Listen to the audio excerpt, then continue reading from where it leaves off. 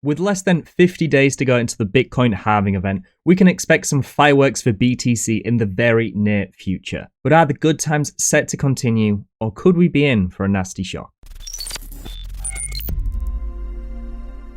After a very positive month of February, we can see that Bitcoin is actually doing pretty nicely. I don't think we can really complain at the positive price action, especially following the BTC ETF approvals. We can see it had a very positive reaction on the Bitcoin price. And even though we have maybe had a little bit of a boring last few weeks, ultimately this has been a very positive time for BTC with nearly 40% gains just in the past 3 months. And we can see actually that we've had a little bit of a stagnant period in price action. We have decreased from a very extremely greedy sentiment back into just a standard greedy sentiment.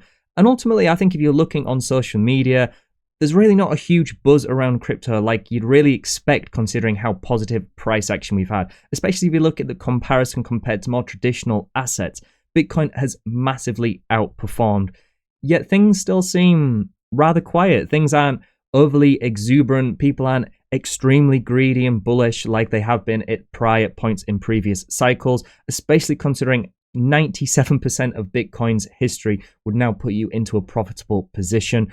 Ultimately, things are looking very good. Although we have to acknowledge after multiple months of pretty much non-stop positive price action, there is the potential for a little bit of downwards price action. If we look to the golden ratio multiplier, we can see, especially as we discussed this just in our previous price levels video, Bitcoin has found a key level of resistance in this golden ratio multiplier at around $53,000. As this is now coinciding with our most recent local highs, this has to be something we have to acknowledge as a key level of resistance, especially considering the pretty much non-stop run-up we've had over the past few weeks. And especially when we look to something like the Bitcoin Crosby ratio alongside that as well, which has historically been incredibly accurate at detecting periods where maybe we need to cool off a little bit. Maybe Bitcoin is a little bit overbought in the near term, and we can potentially expect, if not retracement, at least just a little bit of a stagnant sideways period for price to maybe recuperate and some new buying pressure to come into the market. If we just zoom in over the most recent few years here, we can see that every time the Crosby ratio has reached this upper red period, we have had a retracement in price.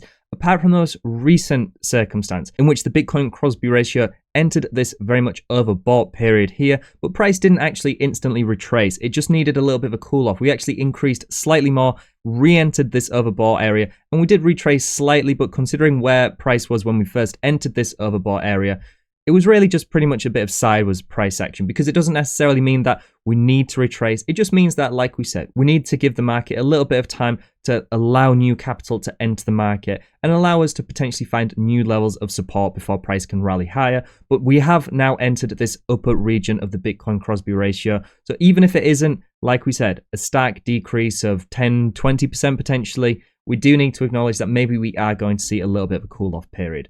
But how could we say that Bitcoin is going to cool off when we're less than 50 days away from the Bitcoin halving event?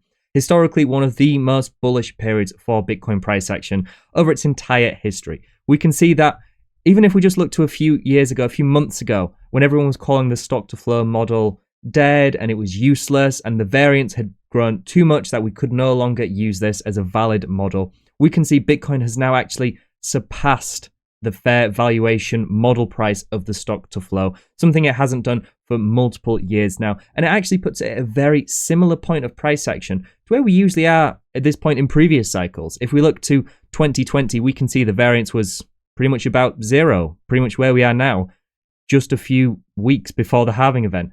If we look to 2016, a very similar situation. And in both of these circumstances, we actually had a little bit of a run-up just before the halving event, before ultimately a little bit of a sell-off post-halving event. But really over the next few weeks, we can't say Bitcoin is destined for a cool-off, is destined for some stagnant price action, when historically this hasn't been the case. Even if in previous cycles we've been a little bit overbought and maybe people have thought we've moved too much to the upside, this is the most bullish event in Bitcoin history. And it would be, I would say, foolish to bet against Bitcoin under these circumstances, especially if you look towards something like the global M2 money supply, which has increased trillions of dollars in the last few months alone. And really, it's probably going to continue. If we look towards the trend of global M2 money supply, it actually aligns quite nicely with the halving events. we can see these tend to decrease in 4-year cycles. In 2014, we saw a decrease that aligned with the Bitcoin bear market. In 2018, we saw this decrease substantially aligning with the Bitcoin bear market. And in 2022, we saw this begin to decrease, once again aligning with the Bitcoin bear market. And these rapid increases tend to align with the stock to flow event. Is this just a coincidence? Is this some monetary policy geniusness implemented by Satoshi to ensure that the Bitcoin halving event occurred at the most opportune moment for bullish price action?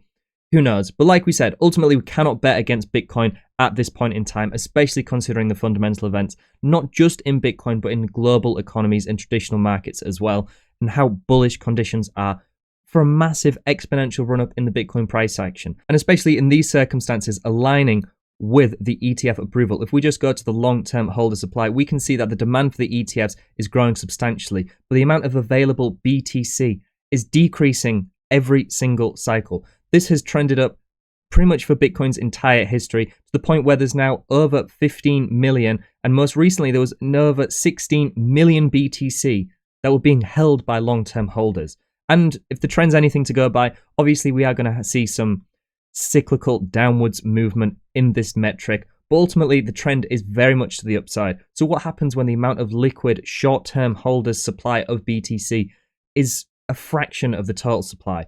The amount of incoming capital needed to push the market cap up exponentially reduces significantly, and we're going to see some exponential price increases just due to basic supply and demand. Demand's increasing, supply's decreasing. It's very simple maths to work out that Bitcoin risk to reward at this price point, even though we've ran up exponentially, is very much in our favor. Also, if you haven't already, please don't forget to like this video, subscribe to the channel, and turn on notifications to ensure you're receiving all of our content as soon as it's released. And make sure to check out all the resources we've discussed today, as well as the many more that are all available on lookintobitcoin.com, your #1 source for Bitcoin information. So just to summarize, after a very positive February for Bitcoin, we're now less than 50 days away from the BTC halving event, which has historically led to significant price rallies. Although Bitcoin has found resistance at the golden ratio multiplier, just as the Crosby ratio has reached the overbought region, which does signal a potential cool-off or at least stagnation in price action is a possibility. And at any other time in Bitcoin's history, at any other time in the cycle, we would say that price ranging is probably to be expected, or at least a little bit of a retracement.